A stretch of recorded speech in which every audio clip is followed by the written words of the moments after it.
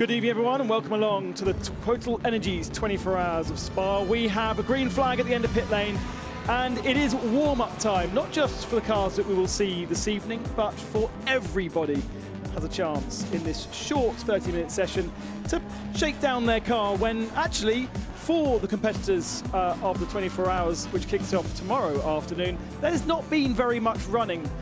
We do have, of course, our Super Pole session coming up, but that is limited to just the 20 cars. So we should see everybody out on track to make sure that their car is working. The only real opportunity for them before the 24 Hours kicks off tomorrow. Myself, Ben Cossenduris, and John Watson in the box. And what is the purpose, John, for warm-up here? Is it simply a shakedown, one lap, make sure everything's working and park it? Or are we still chasing things? I think the case will be a bit of both for some teams, but certainly for everybody. They had a long day yesterday with qualifying, and then we had night-time running, so teams didn't get finished till after midnight. So they've been working, in many cases, through the night, all the way through the daytime hours, to now get the cars for this final 30 minutes to ensure that they've got a car that, when the lights go out on Saturday afternoon, will run. I mean, that sounds obvious and simple, but I don't know how many times I've found myself in a race car. The first lap out, often there's a problem. So the purpose of a warm-up is to ensure that that doesn't occur. There's the 46 Audi, and who is behind the wheel of that? Will it be Valentino Rossi or Nico Müller? Most likely, okay, Nico Müller. And for the likes of Valentino Rossi and for some of the other drivers that have got limited experience here at the 24 Hours of Spa, although the sessions look like there's a lot of time in them, actually when you divide it per driver, these drivers, and the fact that the lap is long, they don't get a lot of time to really get their heads around where it's fast and where it's slow around this. Well, you've got a 30-minute session. The average lap time is going to be around a 2 minutes 20, a bit over maybe, depending on the amount of fuel. So most teams, I would imagine, will probably just stick with one driver. Some may choose to run, I mean, in the case of the 46 Audi, which is the car that Rossi will be driving, they may want to give him an additional run out, but I don't know. I suspect with the amount of time that they have, you go out and do a lap of 3 or 4 laps, come in, quick spanner check to make sure everything is right, and then by the time you've done that, you've little more than half the session remaining.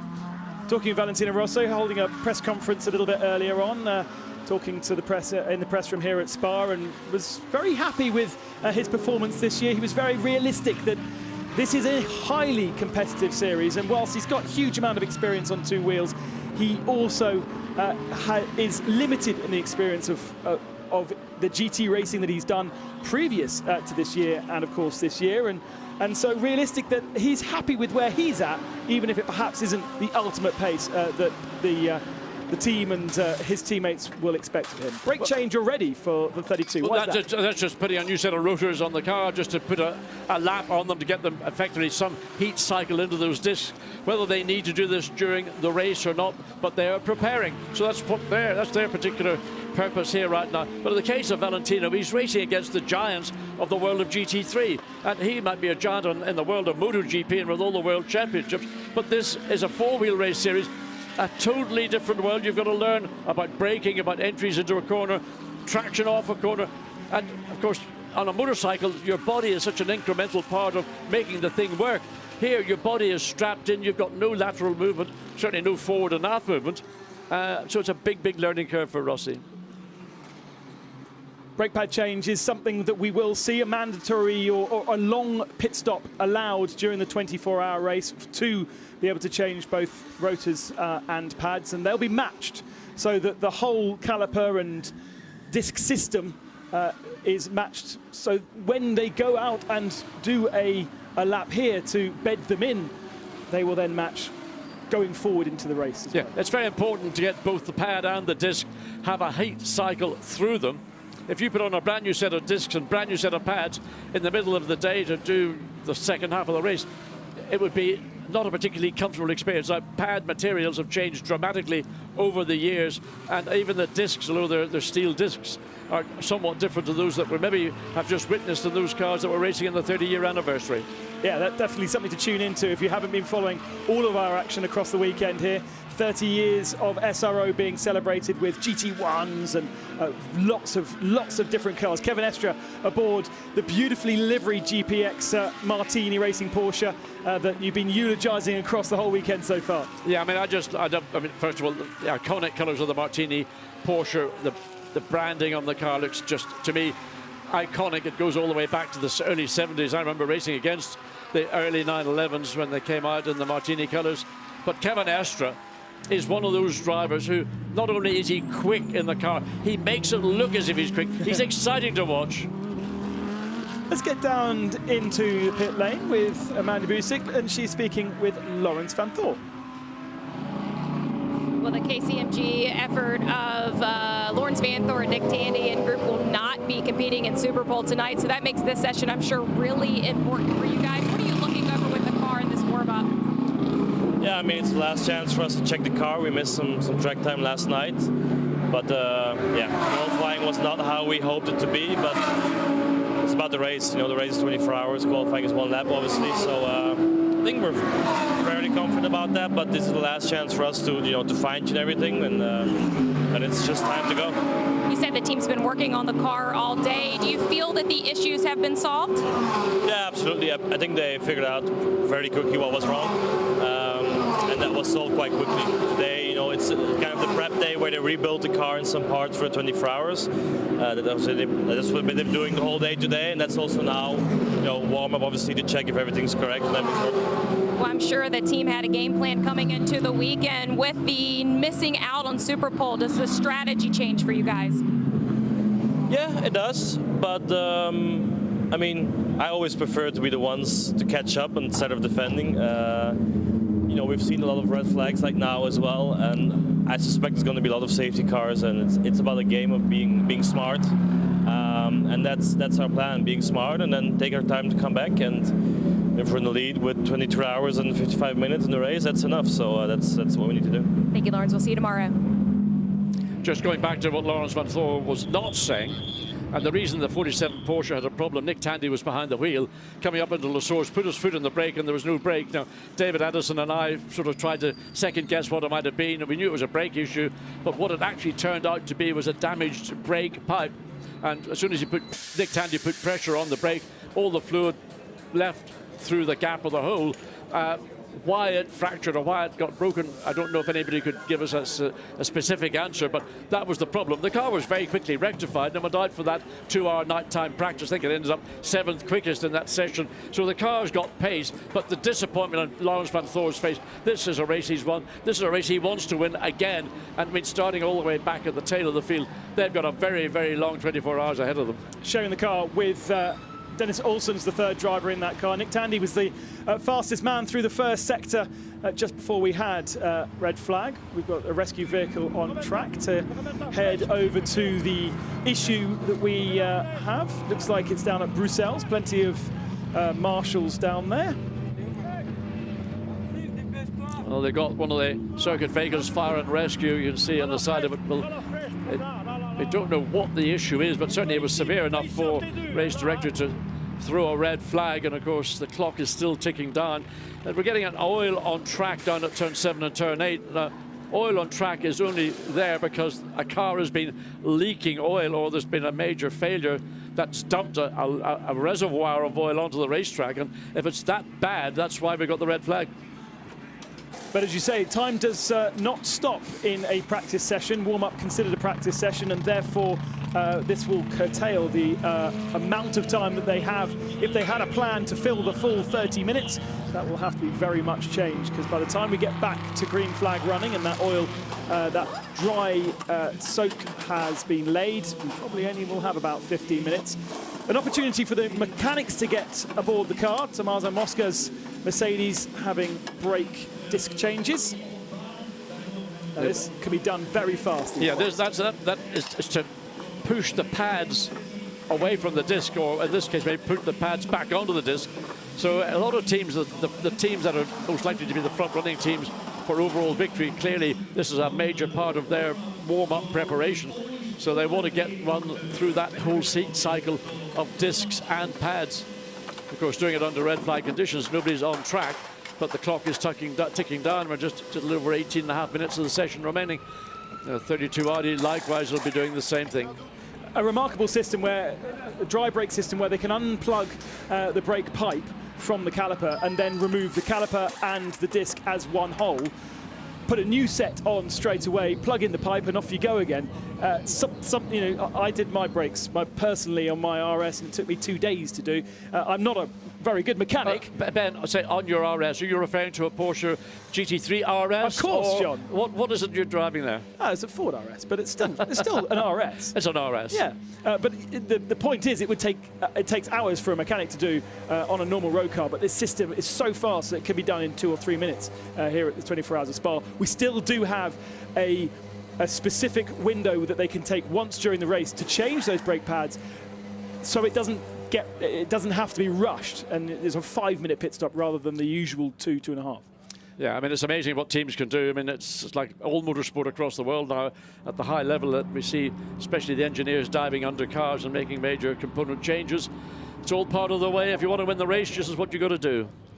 Well, the track is going to be a lot dirtier than when we went out on the start of the session. We've been speaking across all the different events of the changes that have been made around here at Spa. Plenty more gravel on the edges of the circuit, which means when you run wide, you bring that gravel back onto the circuit. At the start of each of our sessions, the marshals have done a great job with cleaning away that gravel and making the track incredibly clean. But as we go through the sessions, the track gets dirtier, and with some oil down as well and some dust, so we tend to try and get rid of as much of the dust as possible, but there's always a little bit left, and it looks like it's right on line through Brussels. Yeah, it's an unfortunate part of the racetrack. They put down a thing. I mean, it's in America we call it it's called speedy dry. Speedy dry. Basically, it's not quite dust, but as we look at, well, that's not Valentino, that's Muller in the 46.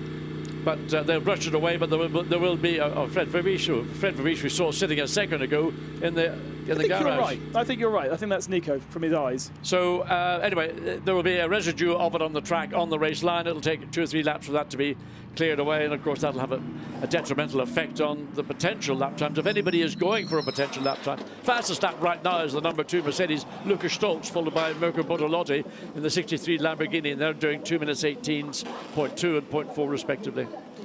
And they were on their second laps of the session. They mostly had just only done 3, so the third lap would have been the interrupted red flag lap. So really, for most competitors, one single fast-ish lap, and ultimately probably not the best lap they can do with such amounts of traffic on circuit. I think we did see almost all the cars. I need to do a little bit of maths to count some of the later joiners to the session.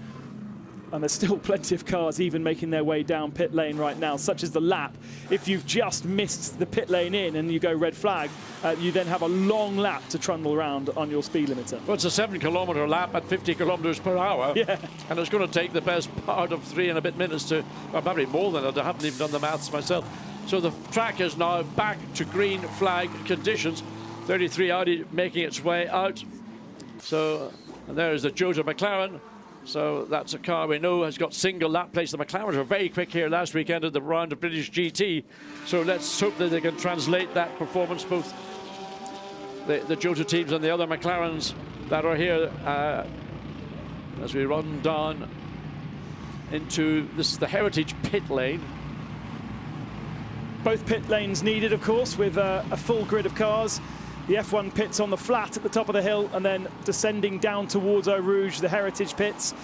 Interestingly, we always see different teams choosing different areas. Usually the top Porsche teams are actually down the bottom of this Heritage pit. They're not up with the likes of WRT, who are always at the end of the Formula One pits. It seems to be a kind of, everyone has their place and they like to stick by it. I mean, I don't know what the criteria is as who determines who goes to the Grand Prix pits and who goes to the Heritage. I know where I would like to be. It's a bit more space up here, isn't there? The Formula One pits have got a lot more space. The trouble is, if you're on the Heritage pits, you're on quite a steep downslope. So if it does happen to be a wet race or wet during the race, it's like a river runs down the Heritage pit lane. And of course, if you're working in those conditions, not very pleasant at all. And it does. There's the dust. You can see how much was put down. the question remains which car it came from.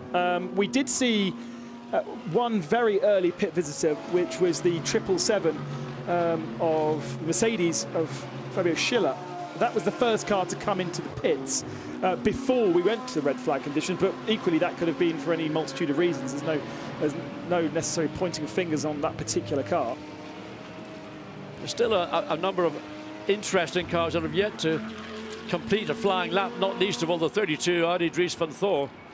Mathieu Jaminet in the Porsche hasn't gone out. Miguel Ramos in the 188 McLaren likewise has yet to go out.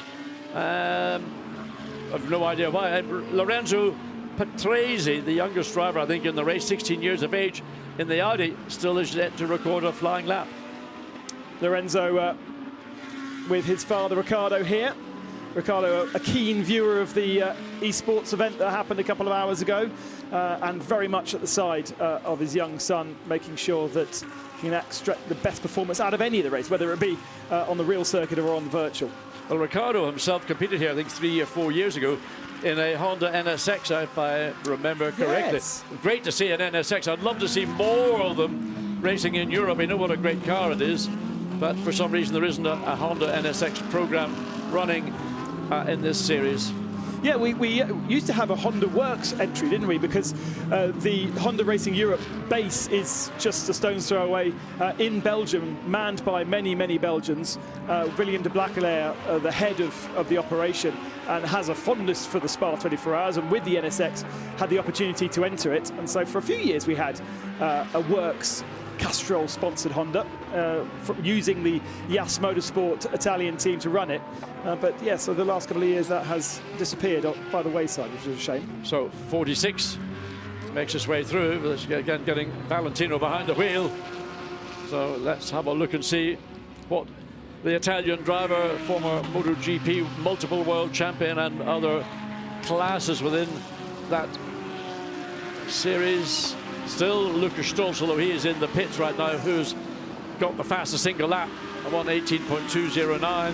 Looking for greens right now. Well, it's the number 26 Audi that actually has got a green on this current lap.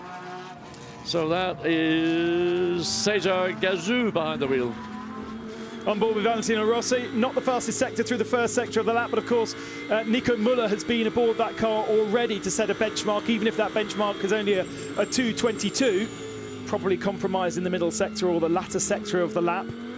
We get a chance to listen to the throttle application to see how he's muscling that car, keeping the Aston Martin behind him for the moment, but being pressured, and a little glance into the mirror. Yes, he needs to be aware that there is traffic behind him. You see the eye dipping down.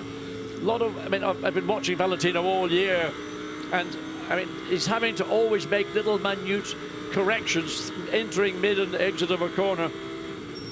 Now, whether it's because he's not actually 100% entirely comfortable with the characteristic of the Audi, I mean, it is a great car, but and look at that, I mean, that's going through the exit of Fagnes, down now into Campos as he now runs the curve and the exit. So having to work quite hard at the pace he's running at.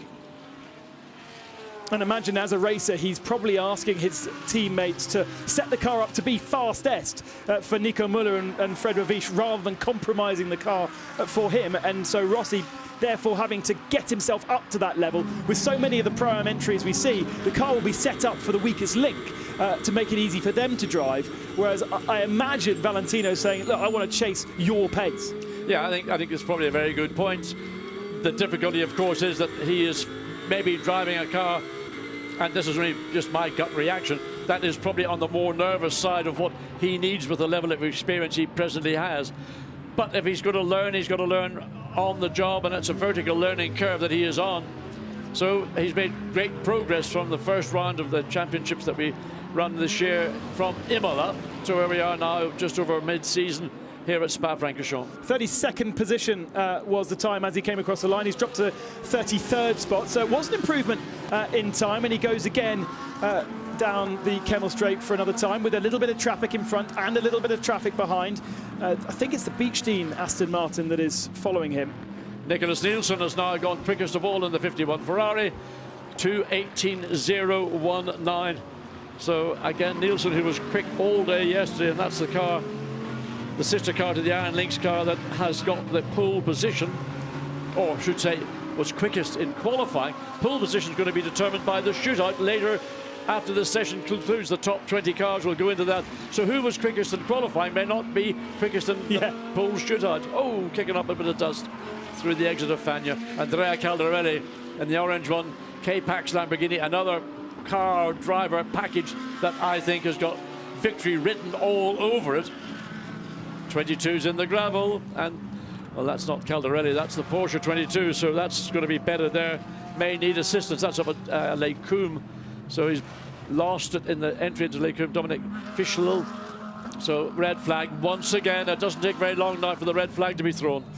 No way of recovering that car. And just imagine this across a 24-hour race. I think we are going to see more interruptions perhaps than we would usually do so because of the gravel traps, because previously that would have either been grass or been tarmac that he would easily be able to recover from. But now, with these gravel traps, makes it harder it makes it more punishing if you do make a mistake. Yeah, I mean, the gravel traps are there for a particular purpose. Drivers in Formula or single-seaters or GT cars or whichever may wonder what that purpose was, because it wasn't necessarily something that they would have required. But the fact is the circuit has gone down that route. Let's have a look again and see as he backs it in. The back end will... Okay, this is working at the Mercedes. There's the Porsche. It began at the first part of Lake Coombe, just kept going round. Couldn't stop it on the tarmac, so it backs it down, and of course the car just buries itself into the gravel, and immediately race director Alain Adam throws the red flag. We've got just over 7 minutes remaining, so by the time that's recovered and the track has been brushed, we're going to be down to 3, maybe maximum 4 minutes. Been a difficult day for Allied Racing. In the GT4 series, they've written off one of their Porsches, their Cayman, in qualifying, so they won't take any further part in the weekend with their GT4 category car. Vincent Andronico, part of both teams in GT4 and GT3. At least now he can focus on the 24 hours only and doesn't have to do the double duty. But that is a bit of a shame, not only to have a car that is undamaged for sure in the gravel trap, but have a GT4 car written off. But I mean, this is a warm-up session. It is not a session that's going to have any bearing on what's happening, for the grid outside the top 20. That'll be determined in the shootout. Yet within the space of what we've got, 24 minutes, we had 2 red flags. Yeah. Do like the gravel traps. I do feel it's the correct decision and addition, but it does mean the track is going to be a lot dirtier across the 24 hours as well. I can assure you, and I hate to say it because I don't want to see it, but it's going to be inevitable. It's going to be a very interrupted 24 hours, unless it's in the hands of the drivers. I mean, that was, I would say, an error from the driver. So the drivers have got to learn that these errors, if they want to have a result here, they've got to cut the errors out. 63 cars have been onto circuit, so that's a couple missing from our full entry list. 4 cars not set at lap time yet, including the 159 Garage 59 machine. However, that is not something necessarily to worry about. As we said, this isn't about setting the ultimate pace. Doesn't need to set pace at all. You just need to go through your program. Perhaps you're looking just to simply bed in some brakes, and that is it, or fine-tune a setting. We are seeing drivers still practicing driver changes. They're filtering through, so that's Fred Ravish getting into the car now. Valentino's jumped out, so even if we don't go back to green, Fred is ready. So the various accoutrements to drivers getting into the car. There's radio, there's a drinks bottle you can see, ensuring that the shoulder straps, and I don't know what he's trying to do, something behind his head. I think there might be a cooling pipe. A cooling pipe goes into the helmet. Well, it's a bit of an awkward thing because you don't have a lot of space. The seat wraps around you, so he's struggling to get that into place, but not just get into place, but get it into a place that isn't restricting his head movement. Yeah, already with the hands device, it's restricted, as well as the seat inserts. And if you've got that attached to the top of your head and it's caught on something, then it can be horribly distracting. Because it just upsets your entire balance within the fact that you're strapped down very tightly with 6-point seat belts in a very hugging seat. Nevertheless, anything that inhibits your freedom of neck movement, I don't like it at all. From a man who had freedom completely. Total freedom, all my life, and everything I've done, I would never change it for anything. Ferrari looking good, aren't they? Antoine Foucault in the 71 machine. Nicholas Nielsen in the 51 machine. They'll be running second last and last in our Super Pole. Ferrari 1-2 in qualifying. And it is Nicholas Nielsen and Antonio Fuoco who will take the cars in that session. So those two who've just done their laps will be the two drivers. Very good lap just before the red flag was thrown. Mirko Bortolotti in the 63 Lamborghini, 2:17.5. If you consider the best lap that was achieved last night by Antonio Fuoco in the Ferrari 71 was a 2:16.4. I mean, this is a warm-up session. Bortolotti's done a time that probably, well, not quite got him into the top 20 shootout, but it wouldn't have been a million miles off it. And this is a warm-up. Cars keen to get back out on circuit, though. Already a queue forming at the end of pit lane. They must have had a fast lane open, so race control have already opened it. An easy recovery because the car had four wheels rotating and has simply dipped itself into the gravel trap. So once it's extracted and hopefully not too much gravel on the track, we already go green flag. So with 3 minutes and 7 seconds remaining, an opportunity at least to do one last little shakedown, one last little push. Well, certainly these cars that are first onto the track will get round, do an outlap. They'll probably do it in around about, well, just under the 3 minutes, probably 2 minutes and 45. And they will get then that one clear flying lap. Others that are going to be later out will not get a flying lap. They will get a lap checkered flag, and then they can still rotate, run at race pace, but they will have to then come in. They'll not get a recorded time. Which they will not necessarily get a recorded time on our timing screens, but with their telemetry systems within inside the car, they'll still have data that they can pull from even the in-lap, and they can the first and second sectors, they can compare to previous sectors. We won't necessarily see it on our timing screens, but the demi-sectors that they record through their data screens, still information that they can analyze, especially if they're not running in Superpole later on, that gives them effectively a whole day before they go racing tomorrow. 16:45 is green flag race start this year. Changes every year. Probably one of the later ones that we've had. Yeah, it is. I don't remember the race starting as late in the afternoon. But this, if you go 24 hours ahead, we would be now in 2 hours into this race. So these are conditions that teams they'll recognize. We're now running at 6:45 in the evening. What's the ambient temperature? What's the track temperature? So work. And why have they got? What are they going to grind away on the 56? I mean, I don't understand why that's going on. So the Rover Racing, it doesn't look like 56 to me. So they've got something out there to buff down, something that is just rubbing. So up the hill, just over the minute to go. Yes, I hope that was a buffer rather than an angle grinder. That wasn't an angle grinder. It was certainly it had a form of rubbing down paper on it. So slow down, get yourself prepared, and then nail it as you go across the start-finish line. Charlie Eastwood aboard the heart of racing Aston Martin. What a star Charlie is. But it was in Porsche in his earlier days, now in Aston Martins. A good boy from Belfast. Ah. I know his dad more than I know Charlie. His dad's actually younger than me as well. Anyway, down the hill, Charlie Eastwood blasts the Aston Martin all the way down, flat out, all the way through. Shares the car with Ross Gunn and Alex Riberas in one of 5 Aston Martins. Up he climbs through Rouge and Radiant. Quite different from what I'm told from the drivers this year, with the bottom of the hill being filled in. So where we had so many ripples and bumps over the last couple of years forming, especially last year with the flooding down there, they've actually built it up so that there's less of a compression, and it's relatively easy, according to some of the drivers, to go through there. Yes, I mean, I spoke to some of the drivers who would not necessarily be at the sharp end of the field, and they're saying it's just flat all the way through. So by making it that little bit easier, might hopefully reduce some of the incidents. We've seen some horrendous incidents at the top of Radio over the previous years, and part of that might have been just the car bottoming out or getting out of shape at the transition as you go up towards Radio. So we're waiting to see what happens. It's basically and ultimately in the hands of the competitors. And the barriers also have been moved around. The angle of the barriers, there's more runoff on the inside as well. And of course, most notably, a huge grandstand there now, replacing the traditional old hut, which appears in so many classic photos around Spa. It's very sad to see it go, but that grandstand's starting to warm on me. It's quite spectacular. I mean, it's a phenomenal bit of construction, and goodness knows what it costs to do. There's the K-Pax, the orange one, K-Pax, Lamborghini, and that's the car that Mirko Bortolotti has so far had the fastest lap in this session. Andrea Calderon is a part of that. So Mirko Bortolotti, 2 minutes 17.5, a time which I think is a pretty amazing time for a warm-up session. He probably only did one out lap and then nailed it. Car back in the garage on the axle stands, and that's complete until they get ready to go out for that pole, super pole. So whereabouts will they be running? They will be going, there will be the 17th car, 18th car out. Andrea Calderon will do that pole. I wonder why they chose Andrea when Mirko did that stunning lap. Marco is starting the 63, Calderon in the 6. Oh, very good. Sorry, it's 6. Yeah. And that will start at 7 o'clock. Yeah, it does.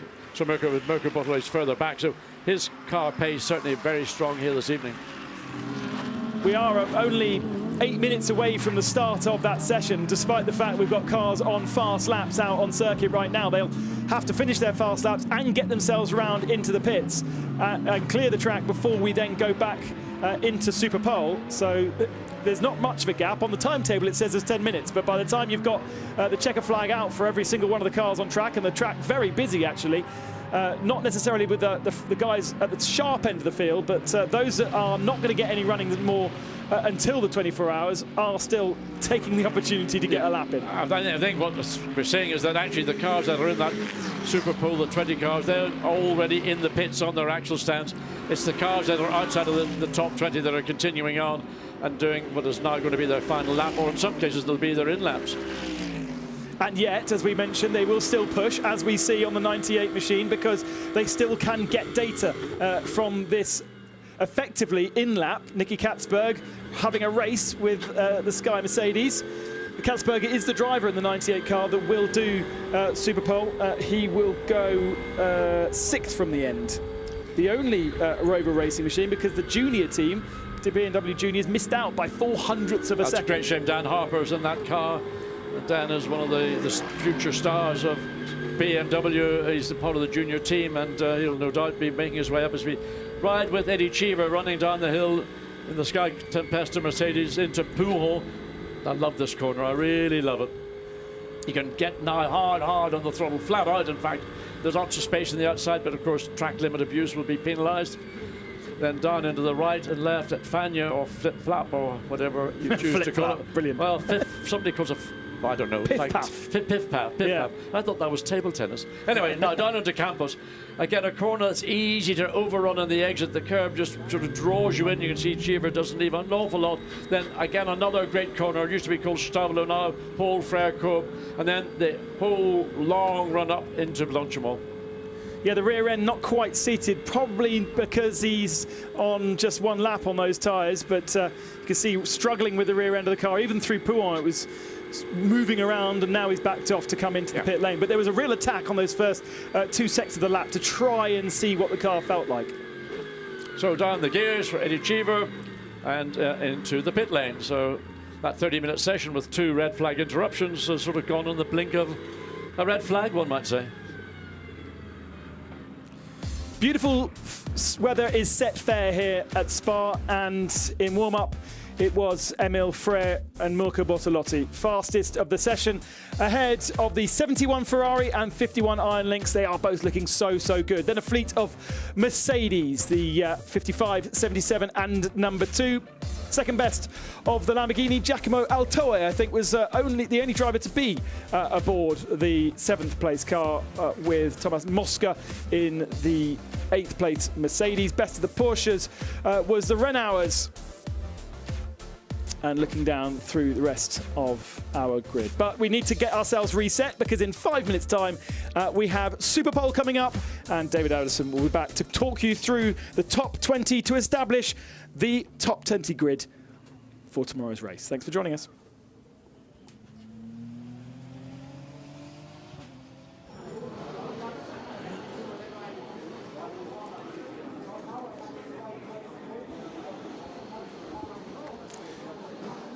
Kevin Estra getting his helmet on to be the first, or no, to be the second of our cars onto circuit. Fabian Schiller will be the first machine in the 777 Mercedes, Almanar Racing, followed by Kevin Estra, and then Giacomo Altoe. So Altoe was getting his eye in throughout that warm-up session because he is the man who will be taking the 19 Emil Frey Lamborghini on track. Remember, they get 2 laps. They do. It's not a single lap shootout here at Spa. An opportunity, if you do muck up the first one, to do the second one. Track limits is going to be very, very key here. Track limits will be key. First flying lap will always be the lap that you ought to get your performance from. But if you don't get a good or clear lap, then you've always got the fallback. But generally what happens is there's just that fraction of an edge of the tyre performance will have drifted away. So you really need to be wheel tyre perfect when you start your first flying lap. So Dries van Thor standing there watching all the proceedings, and well, there's a busy WRT pit lane. The 46 being pushed back in. It's not going to take any part in this 20-car shootout. Aaron Links have done a brilliant job. Nicholas Nielsen in the 51 and Tony Fuoco in the sister 71.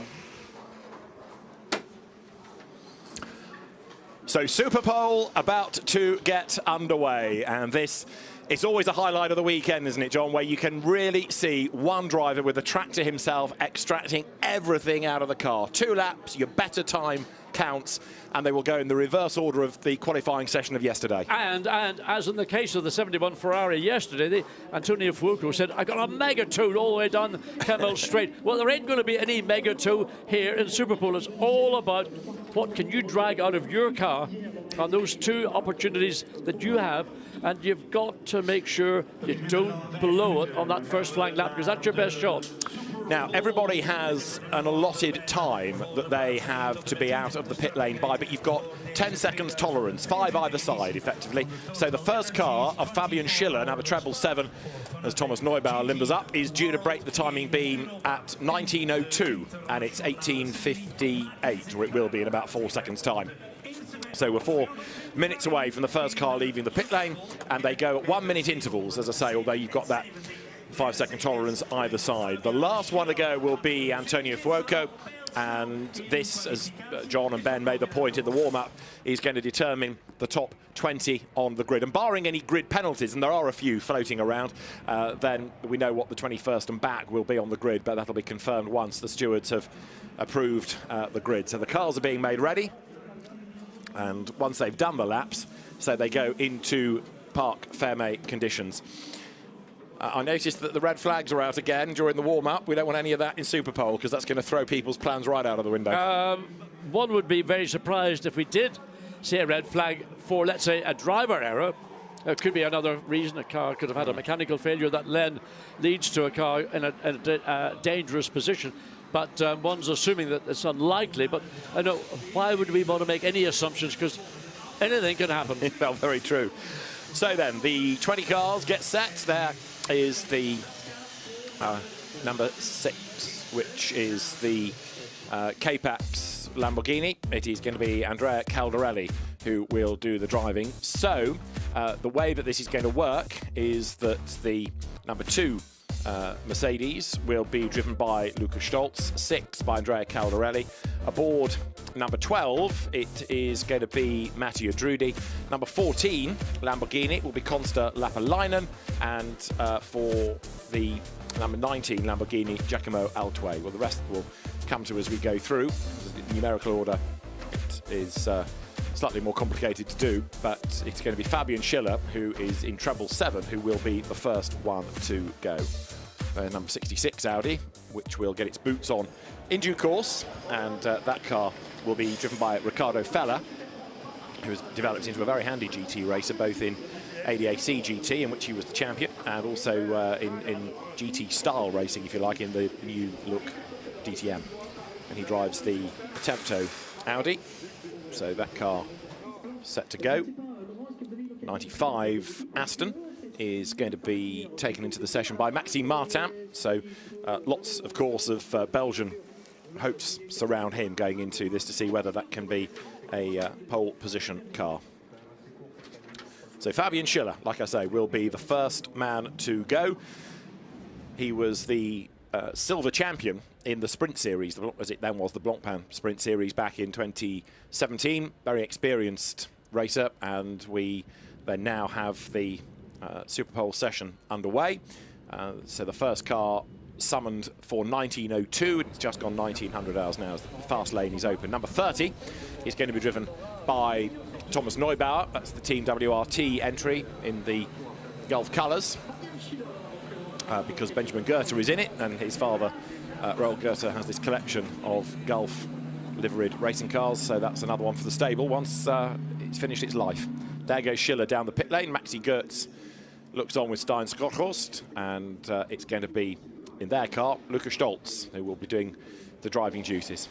Strange feeling, I guess, just standing there, you know, in your shorts with nothing to do, really, and waiting for somebody else to do the hard yards. Absolutely. I mean, it's your car, 3 drivers per car. I mean, Maxi Goetz did an outstanding time yesterday, so he might be thinking, well, would I not win the choice of the team? But there's obviously a team decision made as to which of the 3 drivers, as in the case of all these cars, will be the nominated or designated driver. So there is Fabian Schiller. The other drivers of the car are Faisal Al-Zubar, who was quickest in his qualifying session, Axel Jeffries and Daniel Morad. And so the car will break the beam now, hopefully. Go on, go, go, go, because otherwise you're going to lose your 5 seconds here. Oh, I think that might have just gone the wrong side of the 5-second tolerance. Anyway, we'll see, we'll see. It's 5 seconds before or 5 seconds after, but that might have been a bit marginal there. I think, in fairness, Fabian Schiller was waiting for somebody to give him the nod to go. Well, go he does. Listen to the roar. It's great noise, isn't it? Great? So just running with a little bit of side-by-side to build up not just the surface temperature, the core temperature of the tyre onto the brakes, into Les Combes. As I mentioned, the first flying lap on a new set of Pirelli tyres is going to be your best lap. What you don't want to do is push overly hard on your out lap to the point where at the end of your first flying lap you might have just maybe peaked the potential lap time performance. 221, Kevin Est. We were surprised, really. The car wasn't quicker than this yesterday. It looks absolutely outstanding, this, in the Martini colours that GP Extreme operate the car in. And, well, OK, if we were surprised yesterday that it wasn't the fastest, it got into the top 20, which was the aim. Now, Kevin Est needs to be quick. Yeah, I mean, all you have to do is get into that top 20. Where you are in it is sort of partly irrelevant. But, of course, the difference in time between Kevin Estre and the Iron Lynx Ferrari is by a reasonable amount. And I say a reasonable amount might be up to half a second. Next one down the pit lane, Giacomo Altway for Emil Frey Racing. So Giacomo Altway, who's been a very successful Lamborghini Super Trofeo racer before he went the GT route, and Italian GT champion. That's Kevin Estre then going down the hill, and he is looking very, very pacey indeed. Knows exactly how to operate a Porsche. Raced in one-make Porsche events, then was part of the McLaren program for a brief time, back to Porsche, where he's gone on to win in the WEC, as well as here in the TotalEnergies 24 Hours of Spa in the past. Right, Fabian Schiller. Did he ever straighten it up? Coming through the chicane, he went way, way, way to the right, then a cute turn, then hard on the throttle to give him the best straight line shot across the start-finish line to go on to the first of his 2 flying laps. Into the hairpin at La Source then comes Fabian Schiller. You're going to have Kevin Estre behind him. Don't forget they get 2 laps. And so there will be some cars on a start-up lap, some on a flying lap, some on an in lap. So the circuit will be relatively busy. As Harry flatters through Eau Rouge. Well, if he's not on the races, and I think that was as flat as it'll ever be. I think you're right. Sparks flew from underneath. Foot nailed to the boards on the climb up the hill. So this is going to be the target time. Brakes as late as he dares. The car goes into Les Combes, rides the curb on the inside. All the pressure on Schiller. Here comes Kevin Estre then. Onto a flying lap. Now goes the GPX Martini Racing Porsche. Meantime, Schiller is down at Bruxelles. Need to see whether Kevin Estre will go quicker within that first sector. The first sector taking you up the Kelham Straight. The second sector all the way round to the exit of Paul Frere. There's still a little residue of what was maybe the cleaning dust they put down up at Brussels in that 30-minute warm-up session we had. You see him kicking that dust up. Again, those little fractions could just take away. So 39.2 is the time for Schiller through sector 1. It'll not be very long before Kevin Estre breaks. Well, he's down. He's down by, well, probably a tenth and a bit of a second. So whether that's just simply the straight line performance of the Mercedes or the fact that the Mercedes is just that little bit quicker all around the racetrack. Got another lap, of course, so it might be that Fabian Schiller is throwing everything at the first one. Kevin Estre might be building up for the second run. Giacomo Altway has just gone on to his flying lap. Thomas Neubauer is on track as well now. Thomas Neubauer in the number 30. Gulf liveried out in the WT car. Right, this is Fabian Schiller up towards the end of his first flying lap. Keeps it nicely within the track limits out of Blanchimont. Down to the chicane. Down, down, down, down through the gears. We know that people hook first gear here to get the real drive out of the corner. Flicks the car in, back onto the power now. He's got another lap to do, but this is going to offer up the first flying lap time, and it is a 2:16.7. Well, I would say a fairly good effort on your first flying lap, stone cold. Kevin Estre now will be breaking the beams in sector 2, so he needs to find another few tenths of a second to get back on terms. Well, he's still a tenth down on the time set by the Mercedes. Yeah, because they're personal bests, obviously, but they're not as good in either sector as the Mercedes. But, you know, it might be that the second lap is better. On board with Estre now. Just watch the hand movements from Kevin Estre, very gentle through. Oh, what a big thump on the brake pedal. Well, he was late on the brakes. You could see having to make minute connections, get the car straightened up and oversteering a little bit on the exit. But what's the time going to be? 2:16.7 was Schiller's time. Going to be 2:17 something, I suspect, for Kevin Estre. And that's Schiller off the road at Les Combes. So his second lap is torn. Fabian Schiller off the road. He did a 2:16.7. Kevin Estre did a 2:16.8. But what Schiller has just done, one, he's ruined his lap. B, he's brought gravel on the road. Yeah, and he's blowing it, that's for sure. So that second lap is finished. So his only lap of any consequence will be his first flying lap, which still stands, but only by a tenth of a second from Kevin Estre, who managed to, in spite of being late in the brakes into the chicane, do a pretty impressive job overall on that lap. Totally agree. So here now comes Konsta Lapalainen. No, I'll tell you a lie. That is Giacomo Altway in the sister car. Lapalainen is on the road, but this is Altway up to the end of his first flying lap. So he has got a 39.6, which is down on both Schiller and Estre in the first sector. Rattles way up the curb there. Oh, I mean, that's way, way too aggressive through the chicane. All you do is damage the bottom of your car. You make the car unstable, and it takes you a little bit longer to get back on the throttle. So Altway as third quickest on that lap at 2:17.4. I mean, basically 7/10 of a second down on the still the quickest lap from Fabian Schiller in the 777 Mercedes. Right, next one is Thomas Neubauer. And Kevin Estre is through the first sector again, and he's 6 thousandths down on what Schiller did earlier on. I think this could be a better lap by Estre.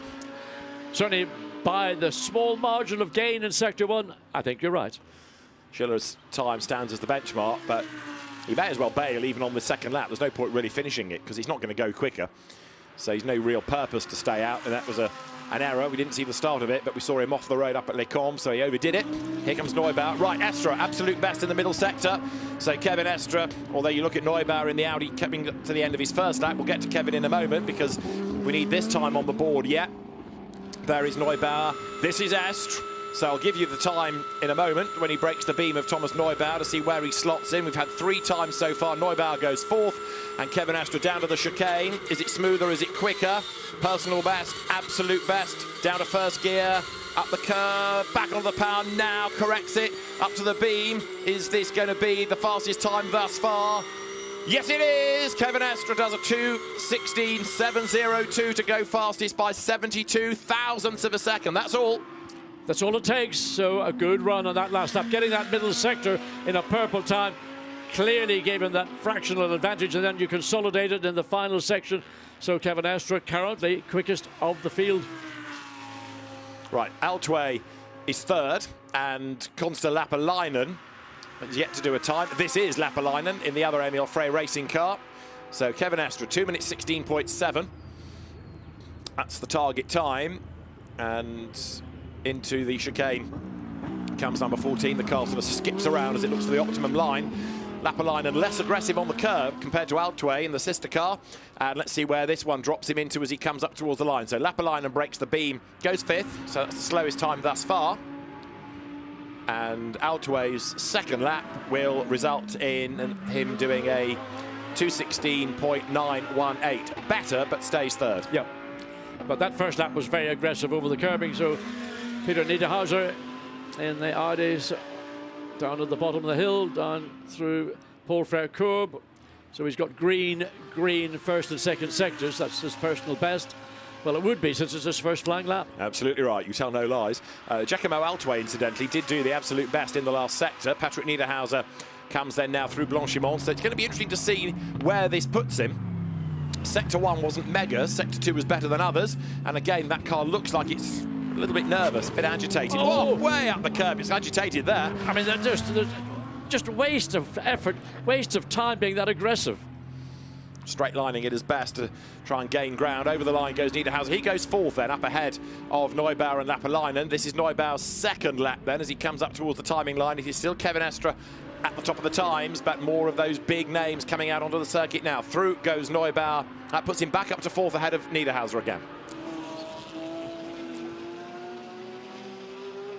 This is Sven Müller in the number 100 TalkSport WRT Porsche.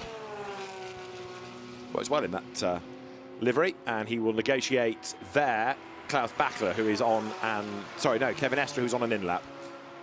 So Kevin Estre still retains provisional pole, but Müller, and what you might call a much more modern, contemporary Porsche livery.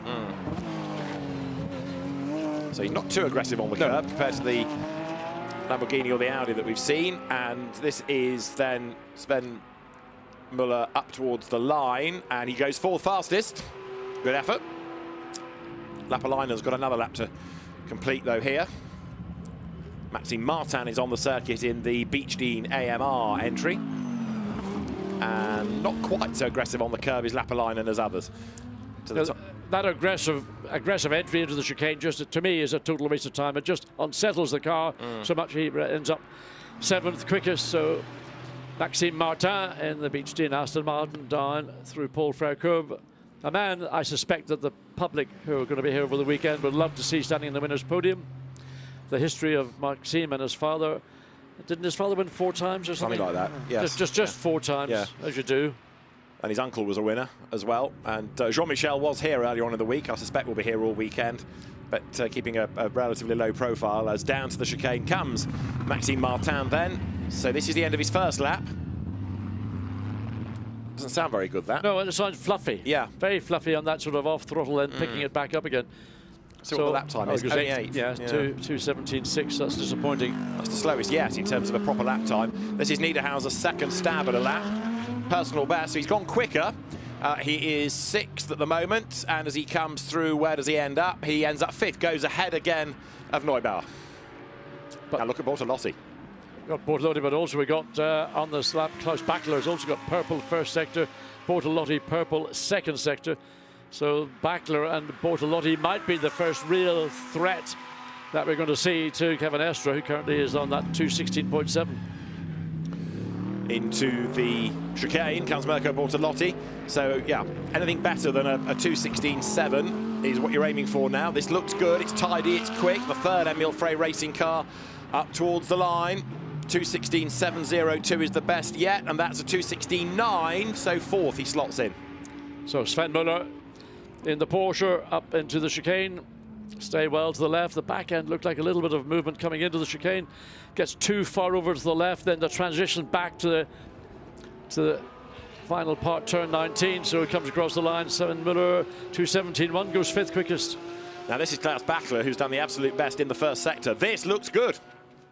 Dynamic Motorsport Porsche in that either Legas lizard green or certainly one of the reptile greens that Porsche have in their color chart. So fractionally 1400ths of a second down in that middle sector, but overall up on what is the fastest lap by the sister Porsche of Kevin Estre. Comes then into the chicane, so again it's a 2:16.7 to beat, a little bit sideways there, which just loses a touch of momentum. It makes the car more difficult to get out the other side. To the timing line he comes, and Klaus Bachler goes quickest. 2:16.446. That's a really good effort. Indeed, that's 0.2 of a second up. So back to Maxime Martin as he comes up to complete a second lap in the reached Dean Aston Martin. So what has Maxime Martin got left in the tank? Currently he's 10th of those that have recorded a time, so he would like to see something more.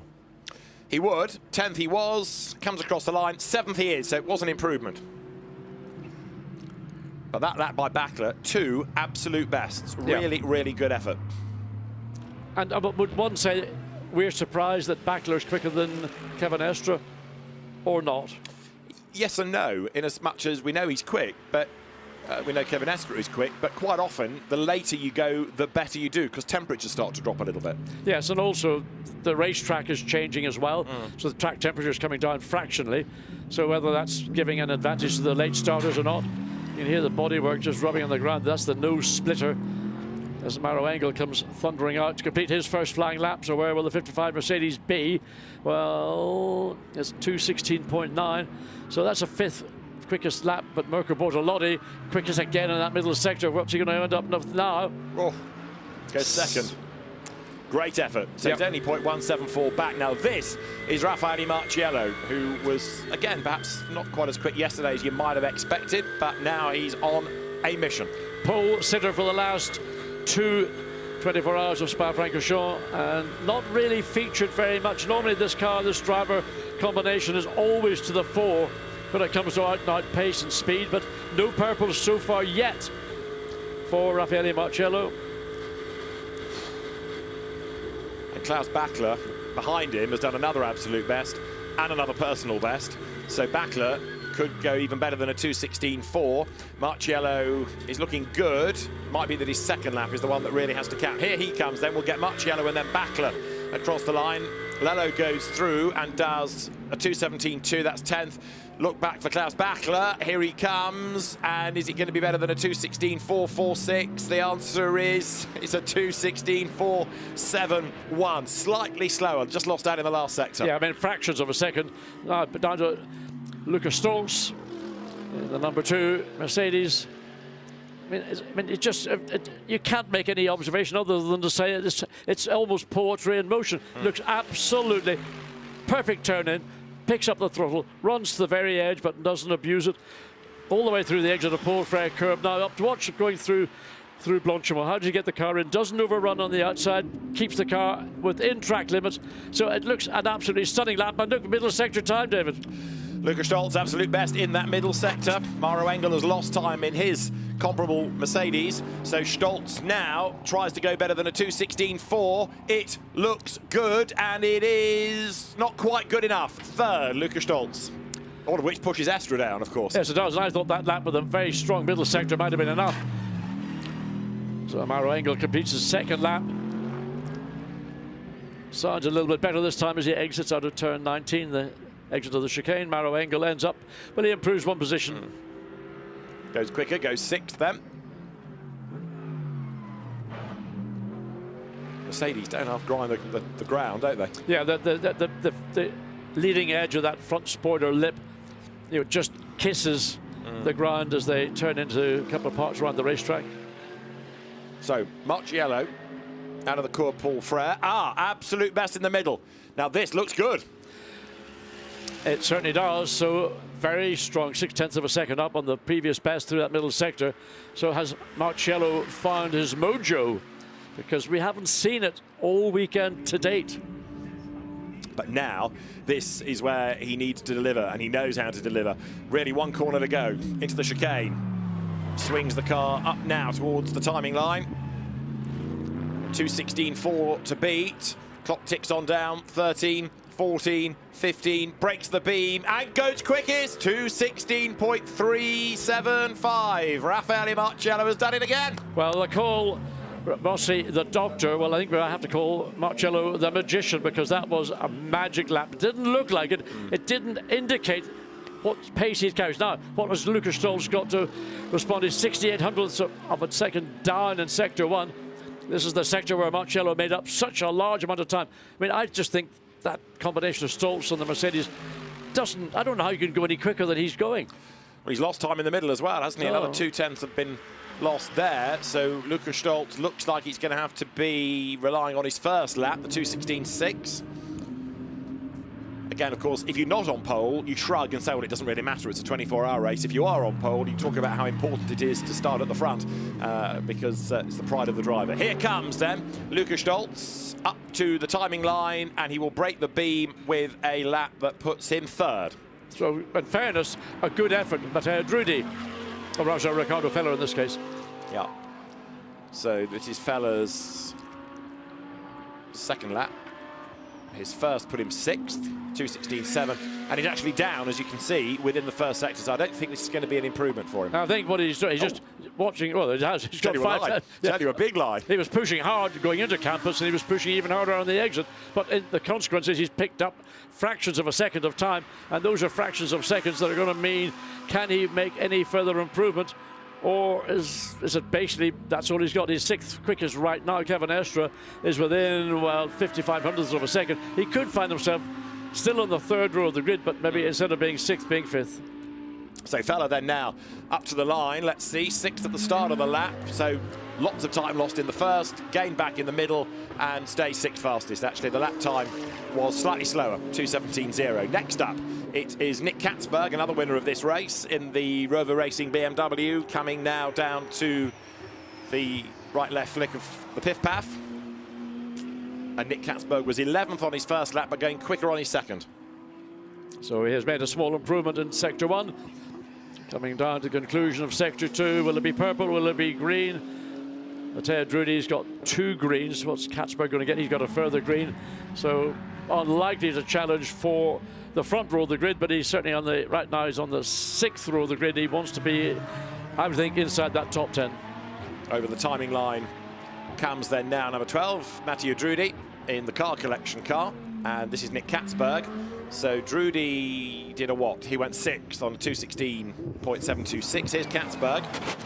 Oof, another one attacking the curb. It's a horrible noise. It's carbon fibre against concrete or tarmac. It just always sounds painful. Yeah. Katzberg breaks the beam and gains 1 place, 11th. So down to La Source he comes. That's his work done in this session. And Calderelli, Nielsen, Fuoco are out on track.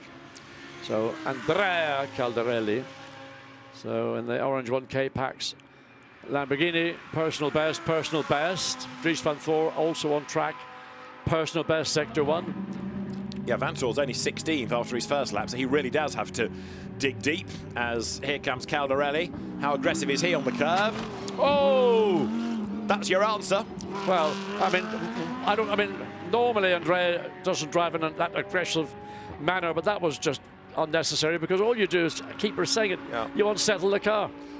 Goes 5th after all of that enthusiasm. This is Dries van Thor, 17th after his first lap. Isn't very Dries-like. Comes out of the chicane up towards the timing line. Clock ticks and he goes over the line now. 13th. That is not where you expect him. Not a WRT Audi for sure. That is behind Matteo Drudi, behind Ricardo Feller. So he is the 3rd of the Audis currently. And well, that's we've seen all the Audis to date. So 2 to go, and they're both Ferraris. Nicholas Nielsen is the first of them, and now we're looking at a very low 2:16 as the target. 2:16.3 from Raffaele Marciello. It's currently the fastest time within this session. And Nicholas Nielsen comes then down to the chicane. Again, he's on the curb. Accelerates towards the line. He's got another lap to try to get a time out of. Breaks the beam and does a 2:16.932. That's only good enough for 12th. Matteo Drudi, he's currently 7th fastest. Does he go faster? Gained a bit, lost a bit, loses a bit, goes to 7th. So really it's in the hands of Nicholas Nielsen, or this man here, Antonio Fuoco, who was stellarly quick land Friday evening. I should say Thursday evening. This is Friday evening. I always forget that we're a day ahead of proceedings here. 24-hour race starts Saturday. So Fuoco, he's neat and tidy and quick, which he needs to be. So let's put this in the context of others. Well, he's quicker than Nicholas Nielsen in Sector 1, but slightly slower in Sector 2. It's his first flying lap, so inevitably they are personal best sectors, and he looks for a 2:16.3, but a low 2:16.3, and I don't think this is going to be as good as Marciello. No, it doesn't look as if there's the speed isn't being carried, so well, the timing and will give us an indication of what it actually is. So he goes 2:17.1. That's a long way off, considering what he did last night at 2:16.4. Right, Calderon up to the end of his second lap. So through he comes, 5th at the start of it, and it's going to be, come the end, fastest, Andrea Calderon at 2:16.221. He goes quickest. K-Pax delighted. Giorgio Sana there at the front, the Lamborghini Motorsport chief. He is a very happy man, and that puts the pressure on Nicholas Nielsen and Antonio Fuoco. Well, it goes to prove if you've got 3 solid greens around the lap, you can end up quickest overall. So what can now Nielsen do? What can the sister Ferrari do? Have they got anything to challenge for that front row lockout, which they would love to have? Well, Nielsen is down in the middle sector. Look, he's dropped 0.4 of a second there, so he might be an improver up from 12th, but I don't think he's going to threaten for pole. So welcome back to European racing, Andrea Calderon. What about Fuoco's middle sector? We wait for that to come up on the timing data. Nicholas Nielsen first up, down towards the chicane. Remember, it is now a 2:16.2 that is the time to beat. Goes right, goes left. Looks neater, doesn't look any quicker necessarily, and it's going to be a 2:17. Today's 12th quickest then, lost down in that second sector and the third as well. Here's Fuoco. This is the one man that can change the order right now. So one might say he looks quick, but looking at a single car in isolation, you know, all you're doing is looking at what you see. The only thing that really matters is what timing and scoring says. So up 0.2 of a second in that first sector, then runs out to the very edge into Paul Frère-Courbe, gets his apex, runs it out to the very edge, straighten the car up, get the throttle open as far as it'll go, even push it through the bulkhead if you can manage. It's another personal best, so can he do a Calderon and just do very good sectors and string them together? You don't necessarily need an absolute best. Absolutely flat out through Blanchimont, up the curve, rattles over it, down to the chicane. Listen to the engine note now. Well, actually, he missed the apex marginally, so, well, I don't think he's going to challenge Calderon's time, but... Let's see, goes over the line. No, 11th. Disappointing. So, Lamborghini it is that takes pole. The American team comes to Europe and goes quickest. In the white shirt there, Chris Ward, who looks after the Lamborghini North America motorsport activity, and he's a very happy man, as you can understand. So K-Pax with Andrea Calderon, Marco Mappelli, and there, Jordan Pepper embracing the engineers. They'll be on pole position provisionally at the end of Super Pole, and a demon lap by Andrea Calderon. I mean, the first lap through the chicane was awful, but that second lap didn't have any purples anywhere, but he got 3 solid greens, and all of a sudden the time popped up. Purple, quickest overall, 2:16.221, quickest single lap over the entire weekend we've seen. Second on the grid, Curtis ASP's Raffaele Marciello, as the photographs are taken. And delight all round in the K-Pax racing squad. Now, this would be quite something if Lamborghini could win. It'd be quite something if the American team could win. But let's not count chickens. There's a long, long, long way to go. So the cars all held in parc fermé conditions. The drivers will have been looking at timing data and thinking, oh, it's another grid place I've lost, another one I've lost, another one I've lost. Kevin Estre ending up 6th in the end. We'll go through the order in a moment. But Andrea Calderon at the top of the times. And as you can understand, the K-Pax racing squad very happy indeed. Well, it's a nice way to go to bed tonight. It is, isn't it? You know, you've done the job when it comes to single lap pace, and a great effort indeed by the Orange One K-Pax race team. You know, racing in North America, coming over to Europe. Okay, they're familiar in terms of engineering to what they're required to do, but you still got to deliver, and the team have done an excellent job. So at the end of Super Pole, Andrea Calderon is the fastest then, with Raffaele Marciello second, 0.154 of a second back, and Klaus Battler's Porsche third. Luca Stolz 4th ahead of Mirko Bortolotti, and then Kevin Estre. Mathieu Drudi 7th from Ricardo Feller, and then Fabian Schiller with Mauro Engel 10th. Only 11th, the man quickest last night, Antonio Fuoco. Giacomo Altway 12th ahead of Nicholas Nielsen. Sven Muller 14th ahead of Dries van Thor. Then Nick Katzberg. Then Maxime Martin ahead of Patrick Niederhauser, Thomas Neubauer, and Konsta Lappalainen. So the one Silver Cup car, that of Fabian Schiller, 9th. Very good effort, that, in exalted company. But there'll be a few very disappointed drivers. Dries van Thor will be one of them, and I would have thought that another, Antonio Fuoco. Yeah, I mean, Fuoco just dominated what we saw in that pre-qualifying on Thursday afternoon. And where has the pace gone? Well, does it actually really matter in the course of a 24-hour race? Well, it might matter this year, David, because it looks like we're going to have a fair weather race there. Look, Andrea Calderon, what a professional. Oh, dear me, jumps up and, well, delighted indeed. Jordan Pepper, real camaraderie in this team. And we haven't seen Andrea racing as much in Europe as we have enjoyed previously, but stunning lap indeed by the Italian. And he's off to go and impress the rest of the team. You can see how much that means to him. So it means an awful lot, because when he had his own team, they dominated in 2000, and it just seemed as if they could do no wrong. And then 21 wasn't quite as stellar a year, but here he is back at the races, qualifies on pole. Now he's got to think about the next 24 hours over the next, how many hours are going to be? It's about 8-9 hours before the race will get on. 9 hours. Well, let's hear from Andrea Calderon. He has done an outstanding job, and Andrea Calderon is quickest here at Spa. Andrea, wonderful time, fantastic. Welcome back to Europe, eh? Yeah, that's what a good comeback, isn't it? No, I'm really happy. We know with the team that we had short time compared to the others, but I know it's a 24-hour race, but we were looking for this pole position since a long time, and finally it came. It's all really thanks to the team.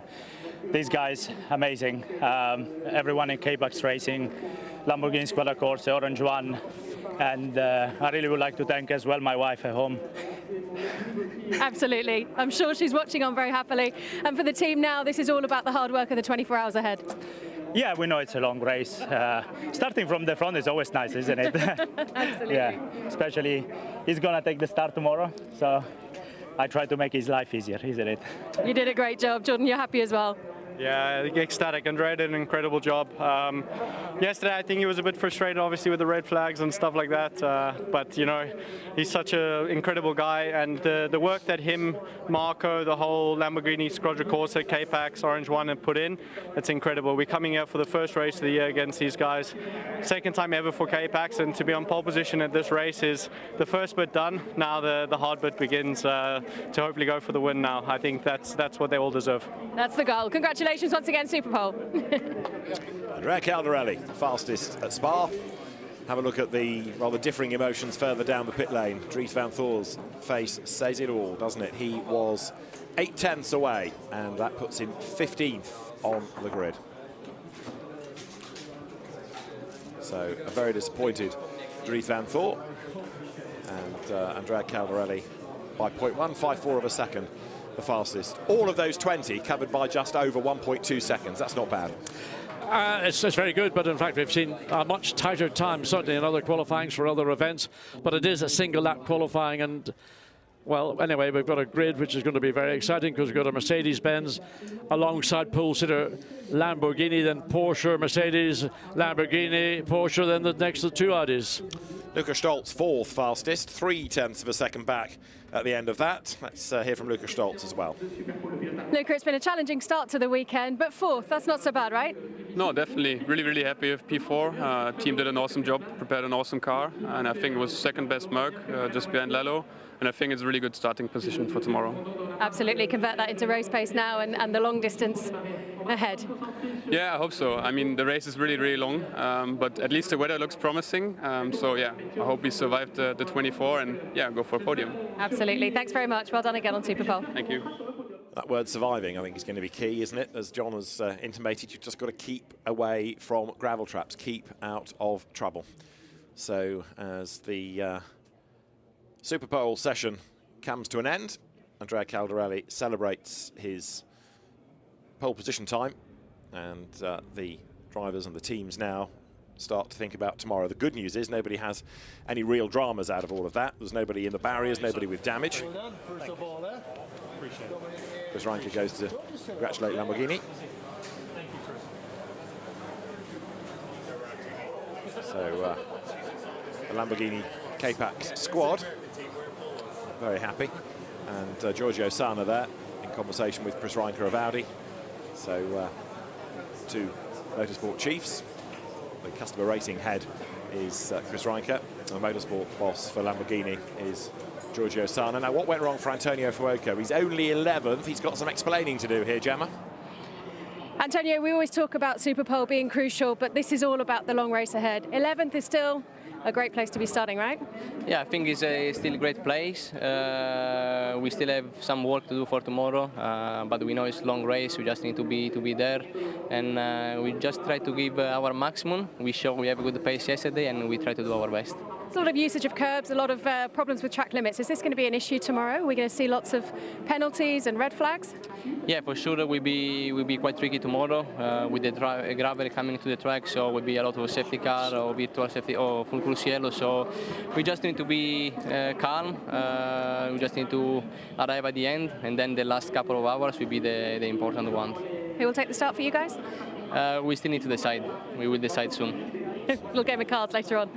Thanks, Antonio. Well, he's smiling despite the frustration. And as Antonio Fuoco strides away, let's just remind ourselves of that order then. It was Andrea Calderon ahead of Raffaele Marciello, 0.154 of a second between them. Then 71 thousandths back was Klaus Bachler. Another 10th back was Lucas Stolz. 31 thousandths adrift of him was Bortolotti. Estra was 82 thousandths off him. 24 thousandths slower was Matteo Drudi. 29 thousandths slower than that was Riccardo Fella. And then 19 thousandths off was Fabian Schiller ahead of Maro Engel to round out the top 10. 11th, Antonio Fuoco. 12th quick is Giacomo Altway ahead of Nicholas Nielsen and Sven Muller. Dries van Thor only 15th ahead of Nick Katzberg. Maxime Martin, Patrick Niederhauser was 18th. Thomas Neubauer 19th, and Konsta Lapalainen rounded out the 20. So that is the order provisionally at the end of Superpole. There are 1 or 2 grid drops in the system from the stewards, so the grid certainly can't be confirmed yet because the drivers have to have that confirmed. And we've also got 1 or 2 drivers with lap times having been cancelled. So I don't know that that's necessarily changed the order hugely. Raffaele Marciello was one. Another one that lost a lap time for track limits was Riccardo Fella. And the other was Nick Katzberg. And it was Radion or turn 9, Speaker's Corner, where they were exceeding the track limits. So we'll have a look and see in due course whether that is going to be changing the order terribly much. I don't think it is. I think it's largely been the second lap time that they were able to count anyway. So, Superpole at an end. Andrea Calderon the fastest. And in the sunshine that's lasted for over a week here, which must be unprecedented at Spa, the fans have still got one more race to enjoy out on the circuit. The teams have got quite a long wait really now, not quite 24 hours before the race starts, but they've got plenty of time to prepare for tomorrow. Let's just have another look at some of the highlights of Superpole. That began with Fabian Schiller heading out onto the circuit in the Treble 7 Mercedes. He set the benchmark time. We had Mirko Bortolotti looking very rapid. He would end up 5th. Fabian Schiller in the end, despite going off the road, 9th. Bortolotti was fast, he was neat, and he was determined as well. So also was Lucas Stolz. Stolz 4th and the 2nd of the Mercedes through that Superpole session. Stormed his way up towards the timing line, coming out of Blanchimont, as we had a very good early run by Klaus Bachler. He was 3rd, taking over the mantle of top Porsche, which had been set initially by Kevin Estra. Bachler a little bit sideways, but it was still a good enough lap to put him top. And then he tried to go even faster second time around, and the Dynamic Motorsport Porsche looking very strong indeed. That car that he shares with Koen Ledegaard, last year's winner, and Thomas Preining brought into the race at the 11th hour to replace Matteo Cairoli. Raffaele Marciello was quick and he went top in the Acrodis ASP Mercedes, despite having one of his laps taken off him for track limit dramas up at turn 4. And then it became all eyes on Andrea Calderon because the K-Pax Lamborghini that runs in the Pro class came out of the chicane to the applause of the team to go fastest, and then they nervously waited for the Ferraris of Nicholas Nielsen and then Antonio Fuoco to come, but neither Ferrari could go quicker. It was Lamborghini on pole.